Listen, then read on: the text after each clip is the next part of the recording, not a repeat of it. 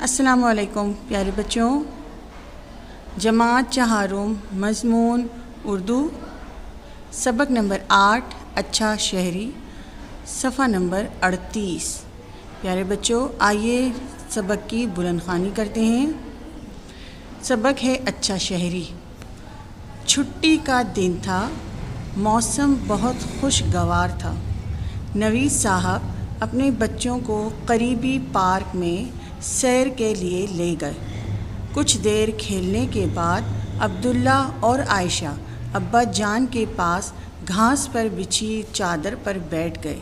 عائشہ نے لفافے میں سے بسکٹ اور چپس کے پیکٹ نکال کر ابا جان اور عبداللہ کو دیے اور خود بھی کھانے لگی۔ ارے یہ کیا؟ عبداللہ اور عائشہ نے خالی ڈبے وہیں گھاس پر پھینک دیے۔ اسلام میں صفائی کو نصف ایمان کہا گیا ہے۔ اگر ایسے ہی تمام لوگ کچرا پھینکنے لگ گئے تو ہر طرف کوڑے کے ڈھیر لگ جائیں گے۔ ابا جان نے دونوں کو مخاطب کرتے ہوئے ناراضی سے کہا، ابا جان، یہاں ارد گرد اور بھی کئی پیکٹ بکھرے پڑے ہیں۔ اگر یہ ڈبے بھی یہاں پڑے رہتے تو کیا ہوتا؟ ہمیں کسی نے دیکھا تو نہیں؟ دونوں بچوں نے منہ بناتے ہوئے کہا، بیٹا، اللہ کی ذات ہر جگہ موجود ہے، پھر بھی کہہ رہے ہو کہ کسی اور نے نہیں دیکھا؟ ابا جان ناراضی سے بولے۔ عبداللہ شرمندہ سا ہو کر کہنے لگا، نہیں، میرا مطلب تھا ہمیں کسی اور آدمی نے نہیں دیکھا۔ ابا جان، یعنی کوئی ہمیں دیکھ نہ رہا ہو تو ہم ہر غلط کام کر سکتے ہیں؟ باغ کا مالی نہ ہو تو پھل چرائے جا سکتے ہیں؟ کیا یہ مطلب ہے آپ کا؟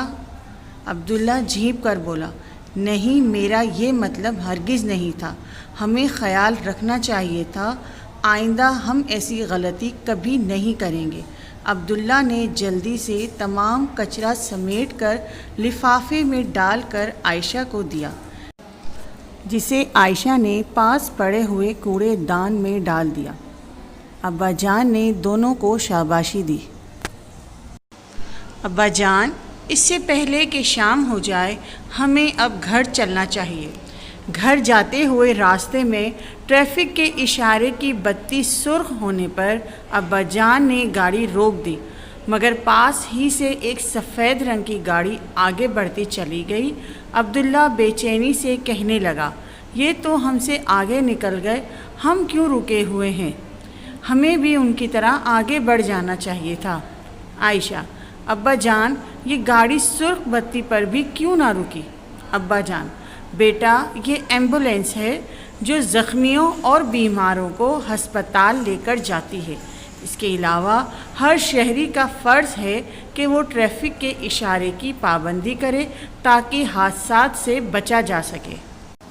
تھوڑی ہی دیر میں وہ اپنی گلی میں داخل ہو گئے۔ انہوں نے دیکھا کہ حامد صاحب گلی میں لگی ہوئی ٹیوب لائٹ کو تبدیل کر رہے تھے۔ ابا جان نے ان کے پاس جا کر ان کا شکریہ ادا کیا اور کہنے لگے، میں آج اسے تبدیل کرنے ہی والا تھا۔ حامد صاحب، کوئی بات نہیں، آپ مصروف تھے تو میں نے مناسب سمجھا کہ اسے تبدیل کر دوں، ورنہ شام ہوتے ہی اندھیرا چھا جاتا تو گزرنے والوں کو پریشانی ہوتی۔ عبداللہ نے آہستہ سے عائشہ سے کہا، انہوں نے تو بہت اچھا کام کیا۔ جی ہاں، عائشہ نے جواب دیا۔ گھر میں داخل ہوتے ہی انہوں نے امی جان کو سلام کیا۔ امی جان شام کو دعوت میں جانے کے لیے کپڑے استری کر رہی تھیں۔ عائشہ نے امی جان سے پوچھا، امی جان، آپ ابھی سے کیوں تیاری کر رہی ہیں؟ امی جان نے جواب دیا، بیٹا، وقت پر پہنچنے کے لیے ضروری ہے کہ آپ اپنی تیاری پہلے ہی سے کر لیں۔ آج کے لیے بس اتنا ہی۔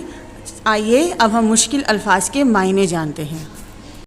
پہلا لفظ ہے خوشگوار۔ اس کے معنی ہیں پسندیدہ، دل کو بھانے والی چیز یا جو چیز ہمیں بہت زیادہ پسند آئے۔ دوسرا لفظ ہے شریک کرنا۔ اس کے معنی ہیں شامل کرنا یا حصے دار بنانا یا اس کو اپنے ساتھ ملا لینا۔ تیسرا لفظ ہے فساد۔ اس کے معنی ہیں جھگڑا یا لڑائی۔ چوتھا لفظ ہے مطمئن، اس کے معنی ہیں بے فکر، یا پھر جب کسی کی کوئی پریشانی ختم ہو جائے تو وہ مطمئن ہو جاتا ہے، یعنی بے فکر ہو جاتا ہے۔ پانچواں لفظ ہے تبدیل کرنا، اس کے معنی ہیں بدلنا۔ چھٹا لفظ ہے توجہ، اس کے معنی ہیں دھیان، یعنی کسی کی بات غور سے سننا۔ ساتواں لفظ ہے اپنانا، اس کے معنی ہیں اپنا بنا لینا، یا پھر کسی کے دل میں گھر کر لینا، یا کسی کو اپنے دل میں جگہ دینا۔ آٹھواں لفظ ہے مناسب، اس کے معنی ہیں بہتر یا پھر درست۔ نواں لفظ ہے با ادب، اس کے معنی ہیں ادب کرنے والا، یعنی بڑوں کی بات ماننے والا۔ 10واں اور آخری لفظ ہے پرواہ، یعنی فکر یا خیال۔ آئیے بچوں ان الفاظ کے جملے بناتے ہیں۔ سوال ہے ان الفاظ کو جملوں میں استعمال کریں۔ پہلا لفظ ہے خوشگوار، اس کا جملہ ہے آج موسم بہت خوشگوار ہے۔ دوسرا لفظ ہے شریک کرنا، اس کا جملہ ہے کرکٹ ٹیم میں 11 کھلاڑیوں کو شریک کرنا ضروری ہوتا ہے۔